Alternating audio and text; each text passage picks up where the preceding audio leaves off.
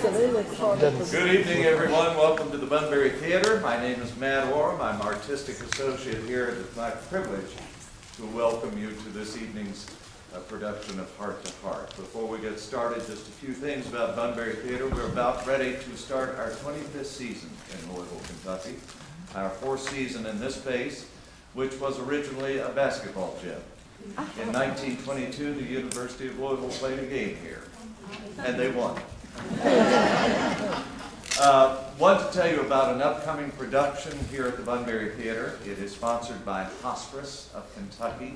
It's called The Greatest Chapter of Living. It opens the 5th of April. It's just a 3-night performance. It's a special production written by our artistic director, Jürgen K. Tossman. If you've ever had any questions about hospice, have encountered hospice, want to know about hospice, I encourage you to come. It's a very uplifting piece of theater. Tonight, we welcome Cheryl Hart for one of, I think if this is her 4th production, she has done an outstanding job here at the Bunbury Theater. We at the theater have certainly enjoyed getting to know her, enjoyed her guests. I know you will this evening, so if you will, please welcome to the stage, Cheryl Hart.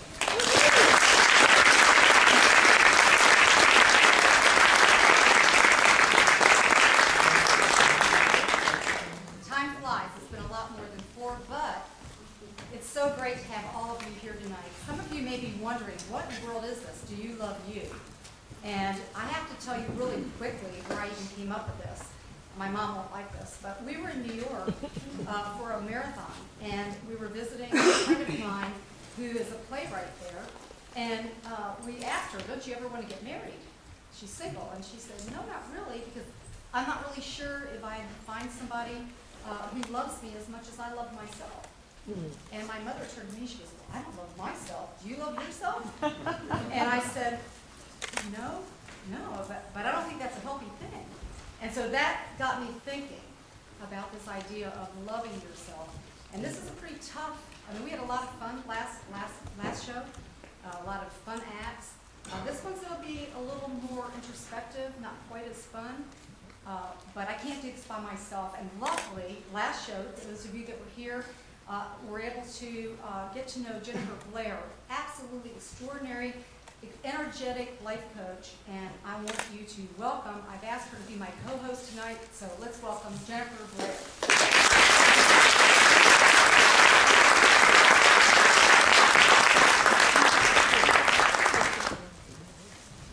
So every single show that I've done, I thought really long and hard about what topic I wanted that would tie in, not just to the season, but the messages I felt were the ones, if I had 1 year left to give this inspirational talk on whatever, what would they be?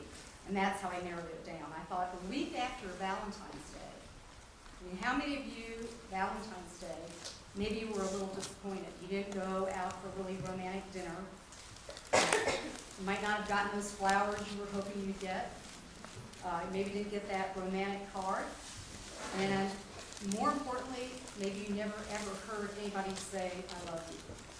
And so I want to talk tonight, along with Jennifer, about this issue of loving yourself, not just self-nurturing, but how we can love ourselves. And so the daisies, you're going to listen to with the daisies.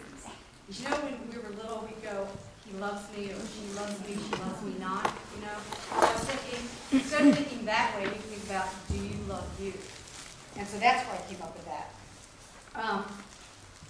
Jennifer and I have just really become good friends, and we've been amazed about how similar our work is. Not just in what we do, her as a life coach, and me in sports psychology and some of the things I do, but in our approach. And one of the things, it's not fun, but it's we both feel very strongly about this, is peeling back the layers to get down to your psychological core. And people, what's that mean? Your psychological core, meaning the deepest, truest part of who you are, the part of you that maybe nobody else sees. So that's what we're going to delve into a little bit tonight. I am thrilled to be here tonight, and as Cheryl said, our approaches are very similar. I call my work values, and it's one of the first things I do with every single client that comes to me. I have people that come to me for all different reasons. They're coming to me for possibly career changes, or relationship situations, or they just want to have more passion and fun and aliveness. But the thing that I always do with every one of my clients is to start with values. And I believe our values are the essence of who we are. They are language that we can share, well, we can look at for ourselves and we can share with each other about who we are as a person. And it's a great way to give ourselves a little check on, are we in alignment with our lives? Are we doing the things we want to do based on those values? So Cheryl calls it one thing from her psychology perspective and coaching. I'll look at it from values, but we do get down to the core essence, and that's something we're going to talk about tonight. Some of this stuff isn't really fun. As you peel back the layers, it is sort of self-surgery. So it's not always a very fun process. It's a very necessary process.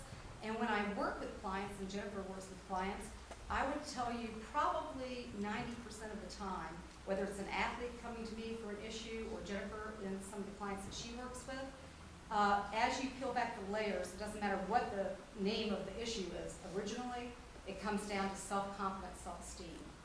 So people are pretty comfortable talking about self-confidence, whether they have self-confidence. That's fairly a comfortable topic. But if you keep peeling back the layers beyond that, underneath self-confidence is your self-concept.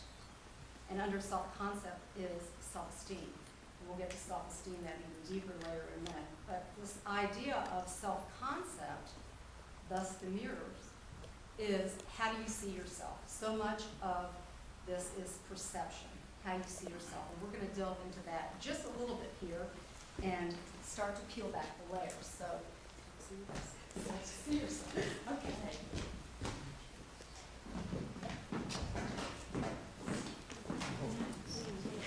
We're going to pass out some mirrors so you can look in the mirror and see what's there.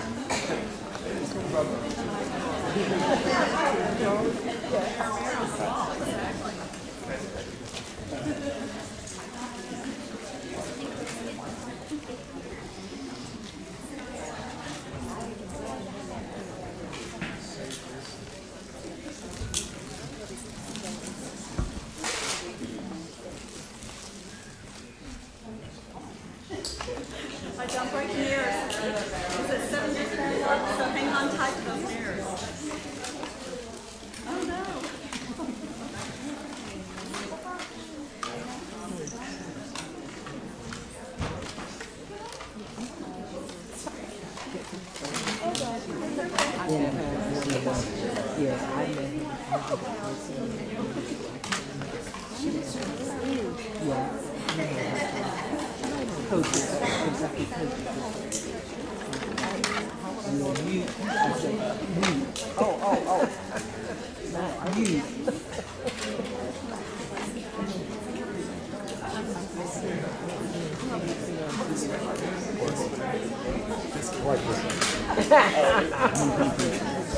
Oh, Lord.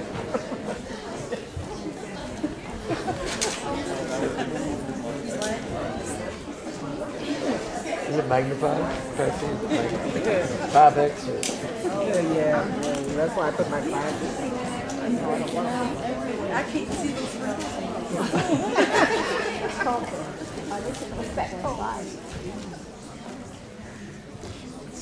Okay, so does everybody get here? Yeah.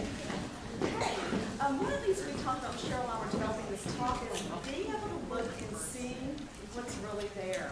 I did a talk about a year and a half ago on authenticity, and I called it Take the Mask Off and Live Authentically. So this is going to give you a chance to just check in and see what's there.